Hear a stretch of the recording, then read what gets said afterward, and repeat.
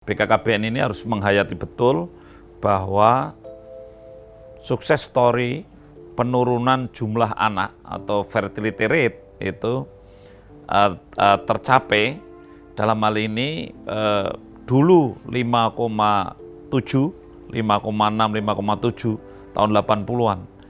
Sekarang 2,4 ya, 2,4. Artinya kita secara kuantitas harus sudah sadarlah bahwa secara kuantitas kampanye 2 anak cukup itu sukses gitu ya. Kemudian ketika kita sudah menyadari itu, sekarang harus sadar penuh juga bahwa kuantitas tidak cukup, tapi kualitas ini penting gitu ya. Sehingga dalam waktu jangka pendek ini tentunya kemudian BKKBN harus punya program-program untuk kampanye, karena ahlinya BKKBN itu kan demand creation ya. Jadi bagaimana supaya masyarakat itu awareness lah gitu. Kampanye terhadap kualitas ya. Kualitasnya jangan hanya punya anak itu yang penting 2 atau 3 tetapi kualitasnya nggak jelas gitu. Nah makanya kemudian kalau Pak Presiden memberi tugas kepada BKKBN untuk urusan stunting itu sebetulnya cocok gitu, karena kita harus hari gini terus harus berpikir kualitas. Dan betapa masyarakat ini tentang kualitas SDM ini masih sangat penting sekali untuk kemudian kita tingkatkan awareness-nya, kita tingkatkan pengetahuannya. Saya kira itu dalam jangka pendek seperti itu yang harus kita lakukan lah. Jangka panjang atau menengah memang kita ini harus antisipasi bonus demografi di tahun 2035, 2030 itu kan ini kan bonus demografi kan agak maju. Sehingga dependensi rasio antara yang bekerja dan yang tidak bekerja itu dulu dugaan kita di tahun-tahun 2025 itu baru mencapai katakanlah setiap 100 orang produktif menanggung 46 tahun 2025. Tapi ternyata tahun 2020 ini Indonesia rata-rata sudah setiap 100 hanya menanggung 44 gitu. Yang kita khawatirkan apa? Jangan-jangan window opportunity-nya maju gitu. Sehingga nanti akhirnya aging population-nya itu jangan-jangan maju juga gitu. Nah kalau itu maju kan celah untuk sejahteranya itu maju atau bahkan menyempit gitu. Nah kesempatan untuk sejahteranya itu segera akan berakhir, mungkin tidak sampai 2035 gitu loh. Nah ini harus dipikirkan betul, bagaimana kalau kita siap nggak kalau misalkan sekarang kita ada bonus demografi yang keren ya jumlahnya yang bekerja banyak, yang tidak bekerja sedikit. Kita sudah siapkah kalau nanti bonus itu hilang? Di mana orang tua sudah banyak, orang tua kita itu pendidikannya rendah-rendah itu karena ini orang tua zaman dulu yang akan mengisi tahun 2030, 2040 itu yang ngisi kan orang tua dulu. Yang pendidikannya masih relatif rata-rata hanya 7 atau 8 tahun gitu. Nah, siap nggak kita untuk menghadapi ya transisi demografi yang seperti itu?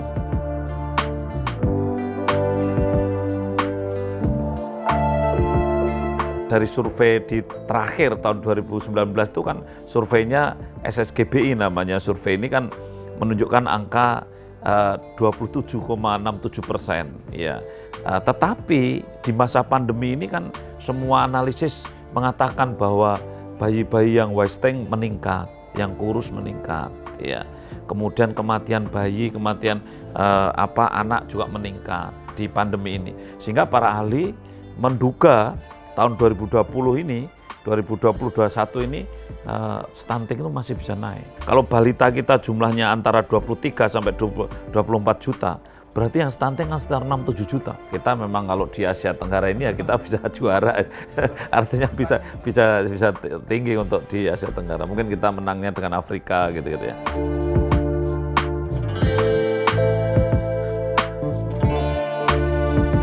Dua anak cukup itu sudah sukses menggiring total fertility rate hanya antara 2 sampai 2,4 ya di Indonesia.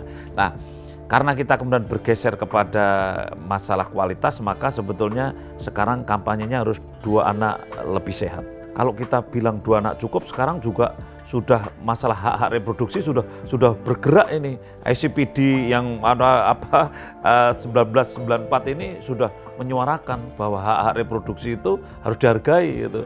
Orang itu mau punya anak, mau tidak punya anak, mau kawin, mau tidak kawin itu sekarang kan sudah begitu. Jadi masalah cash flow ini, kesehatan reproduksi masih masalah bagaimana seseorang itu punya otonomi untuk menentukan dirinya, mau punya anak lah, mau tidak punya anak. Nah, ketika kesini itu terus yang berbicara hak, maka kita bicara 2 anak lebih sehat. Itu lebih tepat daripada 2 anak cukup atau 2 anak lebih baik. Karena 2 anak cukup itu diperdebatkan. Loh, ini bagaimana Anda memaknai hak reproduksi?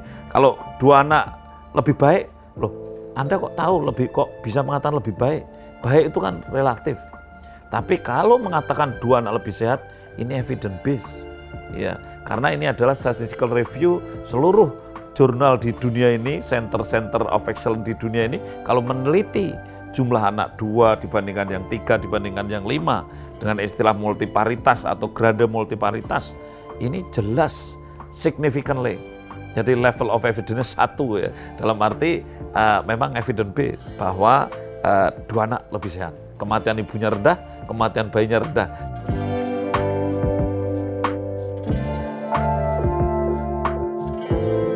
Hari Keluarga Nasional ini kita mengambil tema berencana itu keren dan cegah stunting itu penting lah gitu ya. Jadi kita itu ada 2 hal yang bermakna di sini, masalah keren dan stunting ya.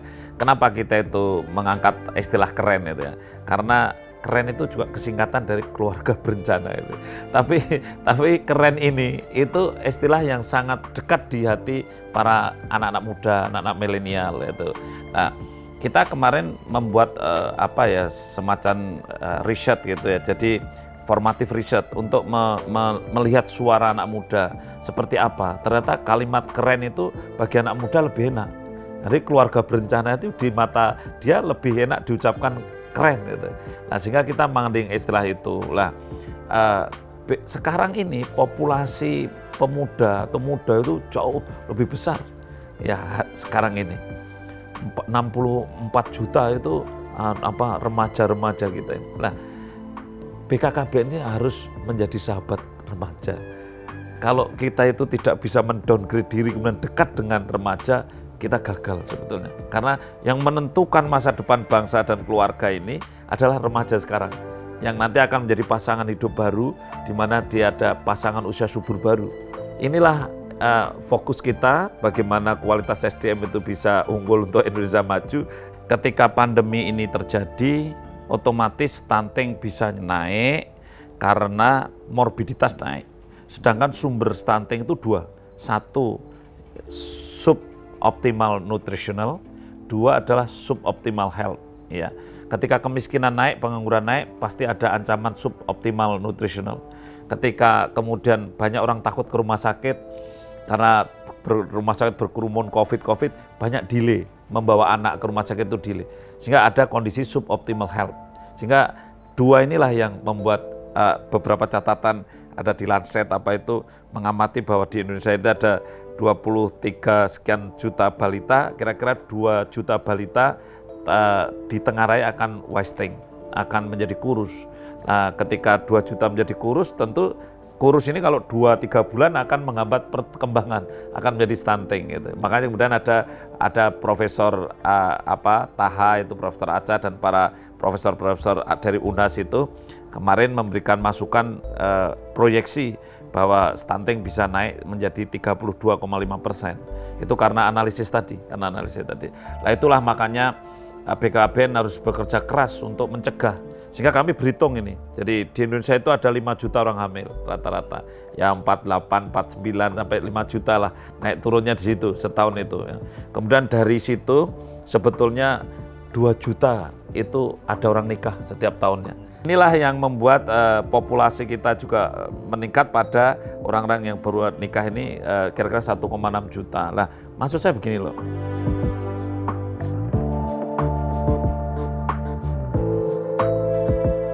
Dan saya sekarang sudah menyiapkan rencana aksi nasional untuk penanganan stunting ini. Yang saya lakukan adalah termasuk di tahun 2021 ini apabila anggaran turun, perpres turun, maka pendampingan keluarga yang saya lakukan. Jadi pendampingan keluarga itu ada 2 juta orang yang mau nikah, harus kita kawal seperti yang tadi saya cerita. Ada 5 juta orang hamil, harus didampingi. Nah, pendamping yang saya tunjuk itu 1 bidan, 2 PKK, 3 kader. BKKBN punya kader namanya PPKBD, sub PPKBD yang ada di desa dan di RT atau RW atau Dukuh, jumlahnya 1,2 juta. Kemudian bidan itu di seluruh Indonesia ada 400.000. Ya. Kemudian PKK itu luar biasa karena dia adalah istrinya perangkat desa. Jadi saya mengusulkan proposal saya 5 juta ini didampingi. Dan proposal saya mengajukan tim pendamping 200.000. Artinya 200.000 bidan berpartner dengan 200.000 penyuluh, berpartner dengan 200.000 PKK, sehingga ada 600.000 orang. Ya, dengan konsep begini, di Indonesia ada 76.000 desa, sehingga satu desa itu harapan saya ada 3 tim. Satu desa itu ada 3 tim yang mendampingi ibu hamil untuk mencegah stunting. Nah, bidan mungkin saya ambil 200.000 saja. Kalau 200.000 itu kita ambil, maka satu bidan hanya cukup mendampingi kurang lebih sekitar kalau 5 juta yang hamil kan sekira 25 setahun. Jadi kalau satu bidan itu mengawal 25 orang hamil setahun itu masih ringan. Mengawal 25 orang hamil setahun bersama PKK dan kader. Sehingga dialah yang mengingatkan harus nimbang, harus makan bergizi dan seterusnya. Nah, itulah program yang real kami usulkan adalah konkret mendampingi keluarga di tingkat grassroots, terutama keluarga yang berisiko tinggi melahirkan anak stunting. Sehingga harapan saya pendampingan terhadap keluarga itu juga mengawal bantuan-bantuan pemerintah, entah itu PMT, makanan tambahan, kemudian juga makanan pendamping ASI, MPASI, kemudian juga ada BLT, itu harapan saya sampai di mulutnya ibu hamil dan mulutnya bayi. Ini yang penting. Kemudian pendampingan ini kita lanjutkan sampai 1000 hari kehidupan pertama. Jadi sebelum 2 tahun, karena stunting itu terjadinya di 1000 hari kehidupan pertama. Stunting bisa dikoreksi hanya di 1000 hari kehidupan pertama. Kalau sudah lewat 1000 hari kehidupan pertama, kita hands up. Tidak bisa mengoreksi stunting. Ya sudah given, stunting is stunting. Sebelum lahir, jadi pranikah ya prahamil, dan selama hamil. Sehingga jangan sampai bayi-bayi lahir panjangnya 48 cm kurang. Harusnya minimal panjangnya 48 cm, beratnya minimal 2,5 kilo. Gitu. Dan 6 bulan pertama full ASI, harus dikawal. Dan selama 2 tahun jangan hamil gitu loh. Makanya KB-nya begitu melahirkan, kami udah siapin ini pil untuk orang menyusui, tapi pil KB tapi untuk orang menyusui sudah kami produk, sudah siapkan. IUD khusus untuk orang habis melahirkan sudah kami beli, sudah adakan. Kemudian susuk khusus untuk orang habis melahirkan. Jadi harapan saya kalau dia mau lahir pasang susuk, pulang 3 tahun udah nggak hamil gitu. Ini kan kebetulan kan kalau BKKBN selama ini nggak pernah menangani itu ya, selama ini belum pernah menangani itu, karena itu di Kementerian Kesehatan ya, ada bantuan makanan pendamping ASI, kemudian kalau bantuan pangan non tunai kan di Kementerian Sosial gitu. Tapi saya punya pengalaman, saya pernah jadi bupati 7 tahun ya, jadi saya punya pengalaman dikit lah bahwa bagaimana ini supaya tidak bocor itu. Sebenarnya kalau bocor itu tidak begitu ya, tetapi tepat sasaran itu yang lebih serius itu ya. Jadi kalau bocornya itu saya pikir relatif tidak, karena apa? Karena ini dalam bentuk fabrikan, yang kemarin dulu tuh makanan tambahan ini fabrikan juga susu itu. Nah ini hanya tepat waktu dan tepat sasaran ini. Kalau data kemiskinan yang kemudian datanya betul-betul update itu juga butuh betul-betul serius, itu data stunting yang update juga perlu serius, kemudian kecepatannya ini juga butuh serius, karena ada yang diusulkan sekarang dapat barangnya datangnya 6 bulan lagi, tapi 6 bulan pun sampainya ke mulutnya mungkin bisa lebih dari itu gitu loh. Jadi itu kalau saya lebih bukan bocornya tapi tepatnya.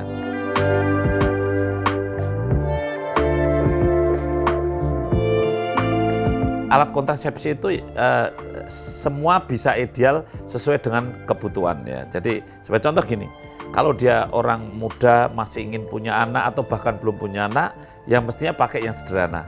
Bisa pakai pil, bisa pakai kondom, bisa pakai suntik gitu ya. Jadi ini kalau yang belum punya anak dan masih muda.